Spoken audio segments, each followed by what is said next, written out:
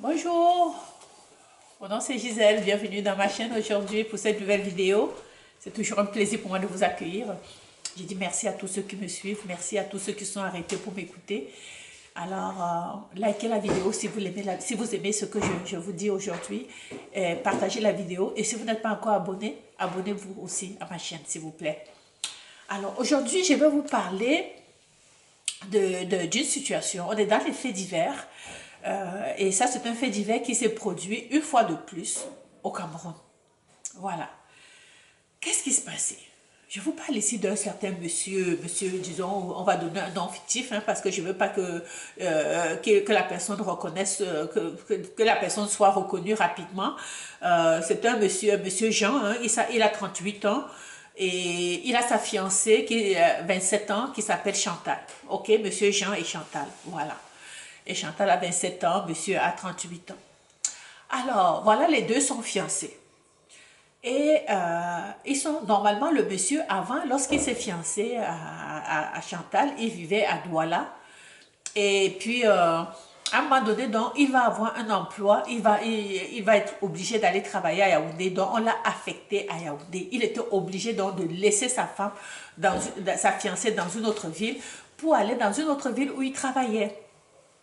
Voilà. Seulement, vous savez, dans les relations à distance, moi je dis toujours la relation à distance, si vous ne savez pas comment gérer votre relation à distance, c'est une relation qui est souvent très périleuse. C'est dangereux. C'est dangereux que ce soit de la part de l'homme ou de la femme. Parce que on dit que loin des yeux, loin du cœur. C'est ça, cet adage-là, ça dit loin des yeux, loin du cœur. Donc, si vous êtes loin des yeux, il faut développer des stratégies pour que le cœur reste proche. Ok?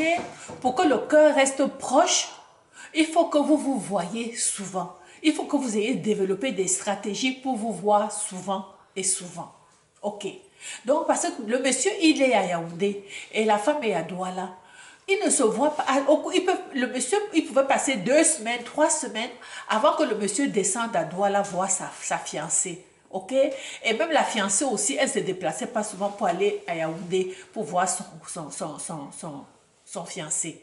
Alors, c'est comme ça que leur relation se faisait. Ok? Ils se voyaient comme une fois par mois. Bon. Alors, donc, à un moment donné, donc, on va informer le monsieur, on va lui dire, écoute, il y a des amis du gars qui travaillent aux alentours du quartier où vit sa fiancée. On lui a dit, écoute, Jean, ta femme, ta fiancée là, il y a quelque chose qui se passe avec elle. Il dit quoi? Il dit parce que on a constaté que le soir, elle s'en va à tel endroit où c'est l'endroit des prostituées. On la voit là-bas et on la voit avec des hommes, on la voit avec des clients. Le monsieur dit non, c'est pas possible. C'est pas possible. Elle me parle tous les jours. Elle m'a parlé l'autre jour. Elle me parle encore. Elle m'a parlé. Elle m'envoie des textos chaque jour pour me dire bonjour et tout. C'est pas possible. On lui dit, et donc ça fait, il a eu des messages comme ça de 3, 4 personnes qui revenaient toujours lui dire, mais on se trompe pas, on l'a vu, elle fait ça chaque soir à telle heure, elle est à telle place et elle fait défiler les hommes dans telle chambre. Voilà. Et c'est comme ça que, bon, comme il commençait au départ, il disait non, c'est pas possible, ce n'est pas possible, c'est pas ma fiancée, je connais sa famille, on se connaît bien, et puis ses frères sont là, s'il y avait quelque chose, on allait me dire, ok, ses amis ont dit, ok, si c'est ça, c'est ça. Malgré ça, à un moment donné, il vient à Douala sans crier gare. Bon, il a eu la chance quand il est venu ce jour-là, la fille était à la maison. Il a dit, ok, vous voyez, vous aviez dit que ma fiancée, elle est une prostituée ou bien qu'elle me trompe. Mais je suis venue à l'improviste, je l'ai trouvée chez elle, elle avait fait à manger, elle était correcte. Donc pour moi, vous avez menti, vous avez voulu, vous êtes jaloux de ma relation avec elle, vous êtes en train de créer des problèmes pour qu'on se sépare. Et il a commencé à... Même ses amis qui lui avaient dit sont devenus ses ennemis parce qu'il a dit, vous n'êtes pas gentil, ce que vous faites là, c'est parce que vous êtes jaloux de moi, vous êtes jaloux de notre amour, vous êtes jaloux parce que vous voyez qu'elle m'aime. C'est pour ça que vous me dites ça, pour nous séparer. C'est ça que le gars a dit. Et finalement, ça les a séparés en fait. Ok. Les gars n'ont jamais rien dit et elle continue. Les gars la voyaient tous les soirs parce qu'elle elle est active le soir. Entre 20h et 2h du matin, la fille est active. Donc c'est quand les gars finissent leur travail, là, ils passent là-bas, là où il y a des chambres de passe. C'est là où la fille travaille le soir. Alors, même malgré ça quand même, il y a encore un de ses amis qui est très sérieux, qui est un comptable, qui est juste en face des maisons de prostitution. Là, son bureau est juste en face. Et cet ami-là, qui n'a jamais rien dit à Jean qui est à Yaoundé, il n'a jamais rien dit, il n'avait jamais rien vu peut-être. Un jour, son ami comptable l'appelle et dit, « Oh, Jean, je ne suis pas aveugle, je viens de voir ta femme avec une tenue de prostituée, là, tu la vois, là, tu peux même pas la reconnaître, avec des bottes, avec la mini-jupe, et avec des hommes là-bas, je ne l'ai pas reconnue, elle avait des genres de perruques que je n'ai jamais vu, il fallait voir, avec un maquillage que je me disais, est-ce que c'est elle? J'ai même pensé que je me suis trompée. Et elle a dit, quand ce gars-là a appelé Jean pour lui dire, Jean a dit, mais, comment ça? Il dit, mais si tu dis ce que je te dis, il dit, mais tu es sûr? Comment ça? C'est pas vrai. Le gars dit, mais non, c'est vrai. Ok. Alors, il a fait semblant qu'il ne croyait pas, mais à partir quand c'est son ami comptable là qui l'a appelé, il a dit, mais si même lui là, il m'appelle, c'est qu'il y a quelque chose qui se passe. Si lui là, il a dit ça, il lui a dit, s'il te plaît mon frère, est-ce que tu peux filmer? Est-ce que tu peux faire une capture d'écran? Est-ce que tu peux faire quelque chose? Parce que je veux la preuve. Parce que tu n'es pas la première personne à me dire ça. Les autres m'ont dit et je n'ai pas cru. Mais si ça vient de toi, je me dis, si c'est toi qui me dis ça, c'est qu'il y a quelque chose. Filme-moi l'événement. Le gars, alors, il a alors commencé à... Donc, il a dit maintenant, comme il a remarqué que chaque soir, aux alentours des 20h, les actions se passaient là. Et c'est comme ça qu'il a essayé à plusieurs reprises de filmer, parce que la fille le connaît. Alors, il ne pouvait pas se présenter devant elle. Elle allait savoir. Alors, mais de là où il était, il ne pouvait pas faire de belles photos. Mais il a fait quand même des captures qui n'étaient pas tellement claires. Alors, un jour, il a réussi à faire une belle capture parce que les captures qu'il avait envoyées à Jean, c'était pas clair. Et Jean a dit non, c'est pas elle. Et c'est comme ça qu'un jour, il a réussi à faire une capture qui était quand même un peu plus visible. Et c'est comme il a envoyé à Jean. Jean a dit, c'est pas possible. Et là, il s'est présenté à Douala, séance tenante, à l'heure où son ami lui avait dit, il est monté, quand il est venu, il est allé dans le bureau de son ami. Donc, eux, ils étaient aux aguets là-bas. Ils ont attendu jusqu'à ce que sa fiancée donc soit en action. Alors, vous allez voir.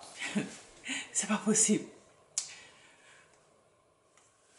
Sa fiancée, qu'est-ce qui s'est passé? Sa fiancée donc arrive. Elle monte. Sa fiancée arrive. Elle monte. Elle va dans la chambre. Et le gars, son fiancé Jean, l'a vu. Il a vu arriver. Il vient alors la surprendre. Pendant qu'elle est en train de scier. Parce qu'apparemment, il rentre dans cette maison-là. Chacun va scier la personne avec qui il est venu.